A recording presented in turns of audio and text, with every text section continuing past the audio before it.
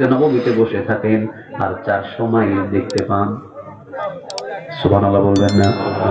মসজিদে নববীতে ওমর বসে আছেন, 400 মাইল দূরে যুদ্ধের ময়দানে যুদ্ধ শুরু হয়েছে। ওমর মসজিদে নববী থেকে বলছেন সাহাবীদেরকে, তোমরা ডানে যাও, বামে যাও, সামনে আগাও, পিছন থেকে শত্রু, সামনের দিক থেকে যুদ্ধ শুরু করে দাও। মসজিদে নববীর সমস্ত সাহাবীরা বললেন, ওমর কাকে আপনি রাস্তা দেখাচ্ছেন? ওমর বললেন, ওই যে 400 মাইল দূরে যে সাহাবীদেরকে যুদ্ধের ময়দানে পাঠিয়েছিলাম, ওদেরকে সৈন্য যে ধাওয়া করেছে, ওদেরকে রাস্তা দেখাইয়া দিলাম। মসজিদে নববীর সাহাবীরা তো অবাক, কি বলে ওমর, কোথায় 400 মাইল আর ওমর কোথায় মসজিদে নববীতে বসা?